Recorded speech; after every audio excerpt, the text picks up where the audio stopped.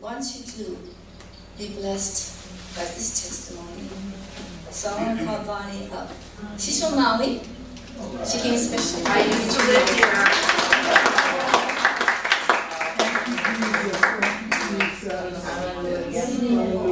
I do? Yes. Okay. Anyway, I just wanted to share some experiences that I had gone through. Actually, I've gone through quite a few experiences in the last couple of years, but this was the most major. Most major. And I guess it started in about August of last year, and I was having some pains. And being a non-medical person, I thought I had hemorrhoids. And in January, it got so bad, I ended up in the emergency room, and they admitted me, of course, and they're like, yep, you have a tumor. And I have to admit, initially I did like tear up, you know, and I'm like, a tumor? You know, but, so I was in the hospital for about maybe 9-10 days, and they couldn't operate on it because of where it was positioned. It was anal cancer. And so they gave me my options of what I could do, and they said, okay, the best thing is to go through radiation treatment and have chemotherapy. And I'm like, wow, God, you know. And so I was released from the hospital, and I was like on an outpatient type of thing. So I started the radiation and chemotherapy, but the farther into it I got, I didn't even think of it as cancer. I actually felt like I was given a gift, because seriously, it brought my whole family together, and I became so closer to the Lord. And when I was in the hospital, my doctors came up to me and they're like, oh, Bonnie, you are really going to hate us by the time we're done with you, because I don't know if you're familiar with what radiation does. It burns you from the inside out. I'm like, oh, I'm not going to hate you, you know, I mean, I couldn't do that. And they're like, no, you're gonna hate us, you're not gonna be able to walk, you're gonna be in so much pain, you won't be able to handle it. And I'm like, oh, it'll be fine, you know. And I just, I wasn't even, people thought I was crazy, but I wasn't even worried, you know, about the cancer. It was like, it was a gift, you know, and it's just, I had so much faith that I just knew that it was just something I was gonna go through. I'd get through it, and it would be a testimony, not just, you know, for like my family, to see what the Lord can do for you, you know. So I went through, one of my sisters came down, she helped me when I first came out of the hospital. My son came to Maui, which he had never come to Maui before, to help me with his son, which was cute. But because of the level of pain, it was almost, the pain level really wasn't there. I mean, I did have pain, but it was kind of, it was more of a joyous thing. I can't explain it. And, you know, it's like, and I had to almost be reminded I had cancer, but it was like, I didn't feel like I had cancer. I went through the motions, like, yeah, I went every day for the radiation and everything, you know. And, you know, time went by, and the doctors would come in, and I kept telling them, I still don't hate you, I still don't hate you, you know.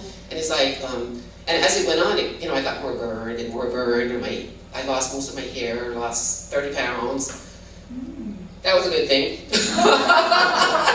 But, you know, obviously it's coming back. But, and eventually, my beautiful sister Cheryl came up to help me, and she's like, you know, I can't let you go through this yourself. And I actually really felt really good for somebody who had cancer. And my doctors were just kind of like, they were always smiling, like, what are you doing? You know, and I kept, everybody I came in contact with, I kept saying, I give it to the Lord. It's such a, the faith, you know, it's like, there's no question. I'm gonna go be, it's gone, really, because it's just, I just have to get through this time, go through what they want me to go through, you know. But Cheryl came up, and I gotta tell you, I know I was supposed to be sick with cancer, but it almost felt like we were on some vacation together, you know, because because she was there for a whole month, you know, and I'm like, okay, you know, it's okay if you want to go home, you know, because I'm thinking I'm feeling pretty good. but you know, we stayed, and it was just a bonding. So I was given so many gifts, being that I'm supposed to be like sick and everything, and I don't want to say I felt like a hypocrite, you know, but I thought, I feel pretty good, you know, and I kept going into the radiation, and they're like, you know, are you feeling okay? And I'm like, because they're telling me I'm going to be walking like this, you know, and I was sometimes at home trying to get to the bathroom and stuff, you know, but overall, it was just, I thought it was wonderful, you know, and just everything. And going to the hospital, Cheryl would come in, she'd bring her embroidery, and just by my having it and her being there, and she would wait for me while I go through the radiation, the chemo, and the hydration, and so she was there for a while. And with her faith, she also, by her being there, coming, it was like it was just like a domino effect. It didn't just affect me or her or my family. It affected so many people around us, and she helped so many people to find the Lord in that lobby room. You know, and it's surprising how many people, I don't know how people can not have the Lord in your life, especially when you're going through a trial like that, because when you have the Lord, He really, I just felt like He had lifted me up. I know you guys know what I'm talking about. You know, I don't have all the words here, but I know you know, just read my mind. But it's like, you know, there were people that were just down, depressed, just really like they felt hopeless. And Richard's mother, remember her?